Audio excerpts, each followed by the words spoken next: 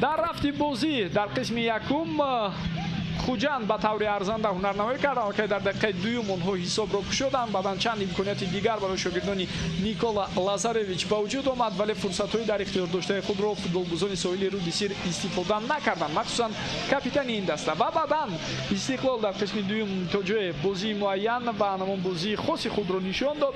онҳо тавонистанд бо назму низоми муайяне дар бозии худ натиҷаи даркориро барои худ таъмин созанд.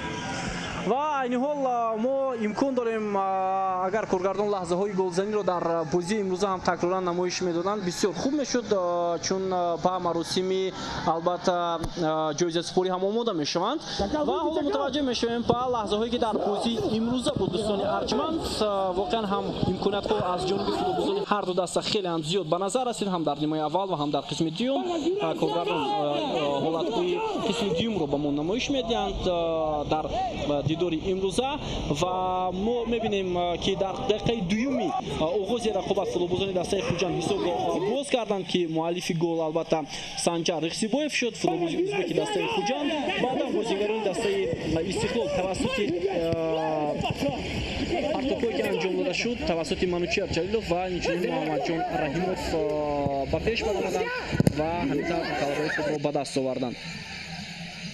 имкониятҳо дар умум читавре болотар ҳам ишора кардем барои дастаи хуҷанд кифоя кунанда буд то дар қисми якум бештар аз як голро ҳам ба ҳадаф расонанд. умуман имрӯз тағйироти асосӣ ва муҳим дар ҳаёти дастаи хуҷанд ин бо шакли нави ҷойгиршавии футболбозон рақобатро шурӯъ кардани шогирдони Никола Лазаревич буд. онҳо дар муқоиса бо он ҳайате ки дар баробари Истиқлол дар оғози муҳиммат дар ҷои конференсияи футболи Осиё интихоб карда буданд, ҳам аз нигоҳи шакли ҷойгиршавии футболбозон ва ҳам онҳое ки дар майдон баромаданд тағйиротҳои чашмнасеро ба ҳайати худ ворид карданд. яъне бо шакли ҷойгиршавии 5 муҳофизатгар онҳо бозиро оғоз карданд ки Манучер Сафаров ва Фирдавс Чакалов дар канорҳо буданд. дар хатти марказ бошад Хуршед Бекназаров бори аввал дар ин мавсим дар нақши муҳофизатгар ҳунарнамоӣ кард бо ҳамроҳии Ойбек Абдуғаффоров ва Сироҷ Ҳамроев.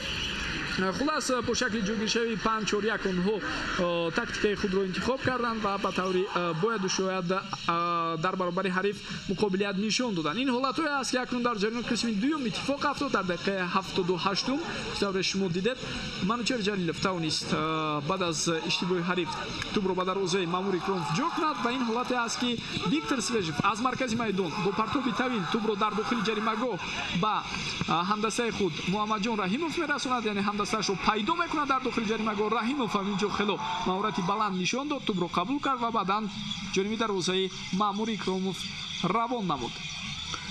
бале ҳамин тавр дар поёни рақобат футболбозони хуҷанд метавонистанд тағйирот ба миён оваранд дар ҷараёни қисми дуюм. албатта дар давоми 10 дақиқаи охир аммо муваффақ шуда натавонистанд.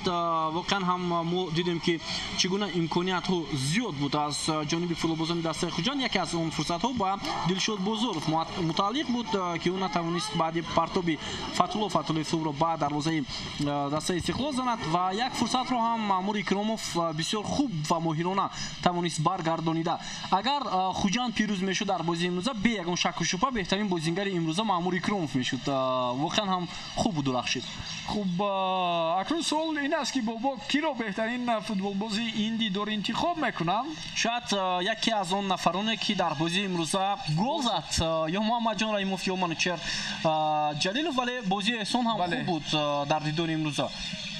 эҳсон буд ки бо намон кӯшишҳои зиёди худ лаҳза ба лаҳза дастаро ба пеш мебурд ва ҳаракат мекард вазъиятҳои хавфнокро ба вуҷуд орад барои ҳамдастаҳояш. дӯстони азиз, баъди чанд лаҳза супордани ҷоизаҳо ба дастаи ғолиб баргузор мешавад.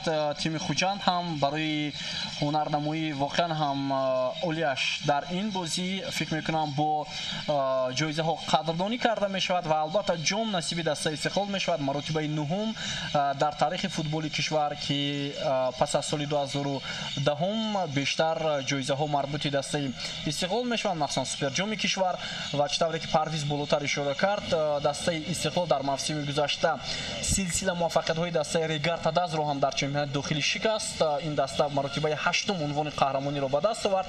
Қаблан ин рекорд то як андоза ба бошгоҳи шаҳри Турсунзода рабт дошт ки онҳо 7 маротиба дар чемпионати мамлакат муваффақ буданд. Ҳарчанд Истиқлол натиҷаро такрор кард, вале соли гузашта тавонист яке аз серҷоизатарин дастаҳои кишвар дар мамлакат шавад. Виталий Левченко нафаре ки соли гузашта дар сангари муқобил буд. Албатта дар бозии аввал ӯ ба ҳайси сармураббии дастаи Хуҷанд набуд. ибтидо ҳидояти дастаро мураббии дигар бардошт дошт ва танҳо баъд аз бохтҳои калоне ки аз Истиқлол ҳам дар суперҷом ва ҳам дар доираи мусобиқаи ҷоми конференсияи футболи Осиё буд, роҳбарияти ин бошгоҳ ба хулосае омаданд ки мураббиро иваз кунанд. Ва аз ҷониби дигар бобон Никола Лазаревич нафаре аст ки имрӯз дар сангари муқобил аст, вале солиёни пеш ба ҳайси мураббӣ вале дар Истиқлол кору фаъолият дошт. бале воқеан ҳам Виталий Левченко бо фаъолияташ дар дастаи Хуҷанд бисёр чизҳоро иваз кард.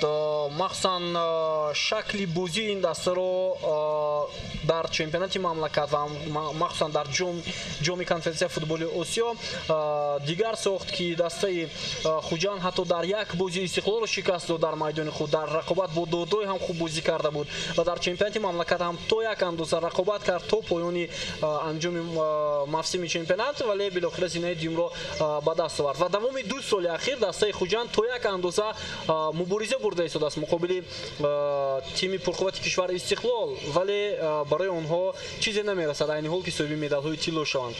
Хуб, бобо бар замин бубинед бо омадани Виталий Левченко ва Никола Лазаревич як тарҳи нави шакли ҷойгиршавии футболбозон дар майдон дида мешавад. чизе ки гӯеман ҳамин услуб пештар дар дастаҳои лигаи олии футболи кишварамон камтар дида мешуд ва онҳо хело кам майл мекарданд ба иваз кардани шакли муайяни ҷойгиршавии бозии худ. Вале Виталий Левченко вобаста ба рақиб албатта шакли муайяни интихоби футболбозонро ва ҷойгиркунии онҳо, яъне вариантҳои гуногуни схемаҳои тактикӣ, яъне ҷойгиршавии онҳоро интихоб мекунад ва кӯшиш мекунад онҳоро футболбозонашон онҳое ки тайёр ҳастанд ва мутобиқи ҳамон шакли ҷойгиршавӣ ҳастанд дар майдон ҳунарнамоӣ кунанд. Ва ин навгониҳои ворид мекардаи ӯ тадриҷан ман фикр мекунам ба тамоми футболи кишварамон таъсири бисёр мусбӣ мерасонад ва дастаҳои дигар, футболбозони дигар, сиёди мураббиёни бошгоҳои дигар мекӯшанд дар пайравӣ бо он чизеро дар ҳайати дастаҳои худ иваз кунанд.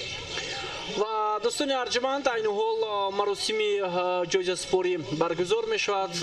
нафарони мутасаддӣ ки ҳоло ҷоизаҳоро месупоранд муаррифӣ нашуданд.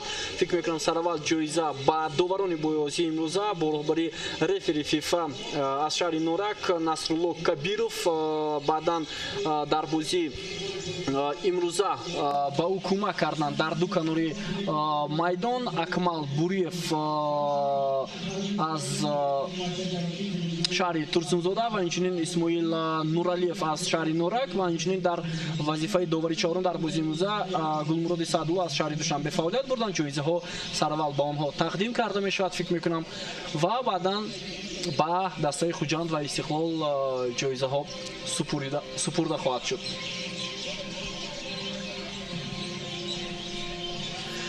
ноиби президенти Федератсияи футболи Тоҷикистон Алишер Урунов, директори Академияи Федератсияи футболи Тоҷикистон Фатҳулло Ҷалилов, инчунин директори муассисаи давлатии телевизиони варзиш Нуриён Парвиз ва директори генералии Лигаи миллии футболи Тоҷикистон Сайвали Шухурбонов айни ҳол ҷоизаҳоро ба доварон ва инчунин дастаи Хуҷанд ва ғолиби мусобиқа ва бошгоҳи футболи Истиқлол месупоранд. Хуб, чӣ тавре болотар бобо ишора кард, ибтидо гурӯҳи доварон даъват карда мешаванд. фикр мекунам дар бозии имрӯза ягон эроди ҷиддӣ дар бораи он қазовате ки онҳо карданд нест. Насрулло Кабиров, Акмал Буриев ва ҳамчунин Исмоил Нуралиев бо ҳамроҳии Гулмуроди Саъдулло ҳоло ҷоизаҳои махсуси худро қабул мекунанд. Бале инҳо нафароне ҳастанд ки ҳайати доварони Тоҷикистонро дар мусобиқаҳои байналмилалӣ муаррифӣ мекунанд дар ҷоми конфедератсияи футболи Осиё, Лигаи қаҳрамонҳои Осиё.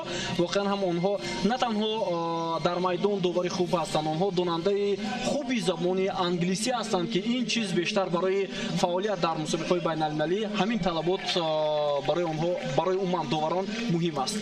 хуб акнун даъват карда мешавад Манучер Ҷалилов ва фикр мекунам ҷоизаи беҳтарин футболбози рақобати ниҳоиро маҳз ба ӯ медиҳад. бале воқеан ҳам агар Хуҷанд пирӯз мешуд албатта ин ҷоиза насиби нафари дигар мегардид ва ҳоло ҷоиза аз сӯи кумитаи тадорикот ба футболбоз Манучер Ҷалилов тақдим карда мешавад. ҷоизаро директори муассисаи давлати телевизиони варзиш Нориён Парвиз ба беҳтарин бозингари ин суперҷом тақдим карданд.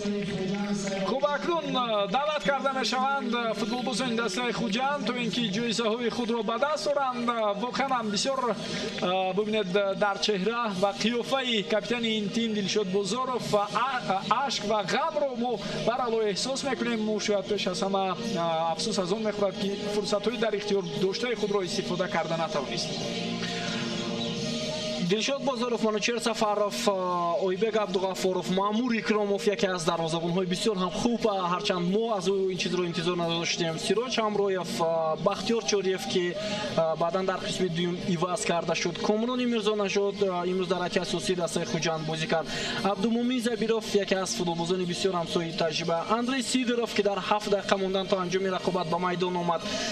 Муҳаммад Шарифи Саидхоҷа ӯ ҳам дар қисми дуюм ворди майдон шуд ва чанд футболбозони дигари эҳтиётӣ махсусан дарвозабони эҳтиётӣ Далерҷон Баротов, Алишер Баротов ва инчунин Хуршед Бекназаров ва ҳамчунин Фидас Чакалов ки бо сабаби осеб бардоштанаш аз майдон гирифта шуд. Санҷар Ихситоев яке аз беҳтарин футболбозони ин тим ва баъдан ситоди мураббиёни дастаи Хуҷанд ҳам даъват карда мешаванд. аз ҷумла сармурабби Никола Лазаревич, ёварони ӯ Фарух Марофиев, Мунавваров Мирзомубин, Ҷамшед Тураев, Рустам Хоҷаев, Алишер Тӯйчиев ва Фирӯзҷон Тоҷиев.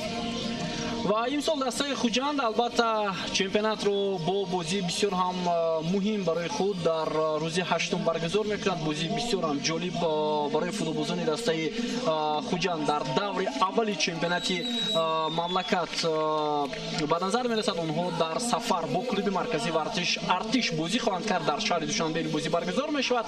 баъд аз анехтараш чанд рӯз онҳо дар Душанбе боқӣ мехоҳанд монд ва баъдан ба Хуҷанд сафар хоҳанд кард. бале ҳар ду даста ҳам бозиҳои аввалини чемпионатро дар сафар доир мекунанд. акнун ба минбар даъват карда мешаванд қаҳрамонони асосии ин шаб, бинандагони арҷманд, футболбозони дастаи Истиқлол.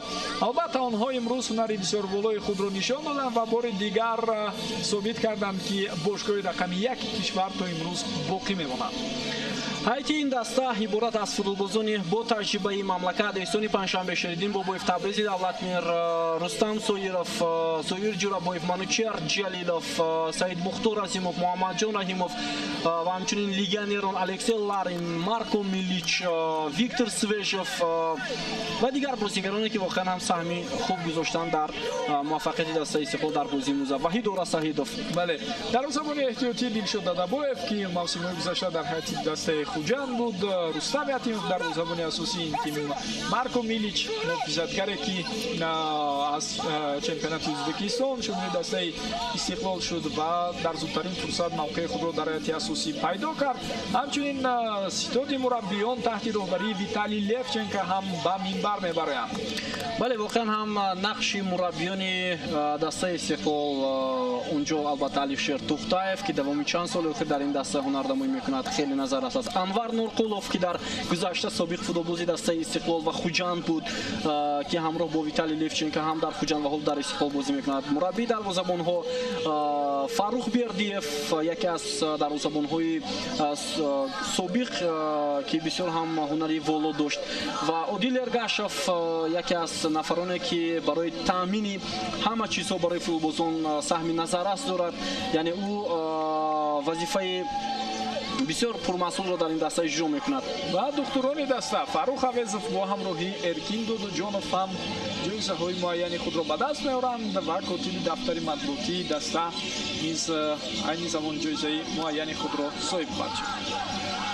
ва чун меша ҷом ба капитан дода мешавад. Алишер Ҷалилов ки соли гузашта ба истиқлол омада буд, ҳоло ҷом маҳз ба ӯ тақдим карда мешавад ва фазои тантанавӣ ҷашнгирӣ ҷоизаи навбатӣ барои дастаи истиқлол ҳоло дар майдон танинандоз мешавад. мебинем ки ҳамаи бозигарон, мураббиён ва умуман кормандони дастаи истиқлол рӯҳияи болида доранд, чун онҳо воқеан ҳам пирӯзии арзандаро дар бозии муқобили дастаи Хуҷанд ба даст оварданд. ноиби президенти Федератсияи футболи Тоҷикистон Алишер Уронов ҷомро ба капитани дастаи истиқлол тақдим мекунад. муборак бошад бинандагони арҷманд барои тамоми тарафдорон ва алоқамандони дастаи футболи истиқлоли шаҳри Душанбе. онҳо бори нуҳум тавонистанд ғолиби суперҷоми кишвар шаванд. агарчанде истиқлол солиёни зиёд соҳиби ин ҷоиза мешавад, вале дар ҳайат ҳастанд футболбозоне ки бори аввал соҳиби ин ҷоиза мешаванд ва барошон ин шодию хурсандӣ воқеан ҳам бепоён аст. шурӯъ аз ҳамин рӯз бинандагони арҷманд бо бовари комил метавонем гӯем ки мавсими нав, мавсими 2020 футбол дар кишвари азизамон шурӯъ мешавад ва интизори он ҳастем ки ҳеҷ гуна чизе имкони хабар расонидан ба идомаи ин мусобиқаро пайдо нахоҳад кард. дар ҳамин ҷо гузориши мустақими мо ба поён мерасад. бо шумо будем дӯстони арҷманд, шориҳон Парвизи Маҳмадамин ва Бобохол Мурозода дар якҷоягӣ бо кормандони техникии муассисаи давлатии телевизиони варзиш. то барномаҳои дигар сеҳатманду пирӯз бошед.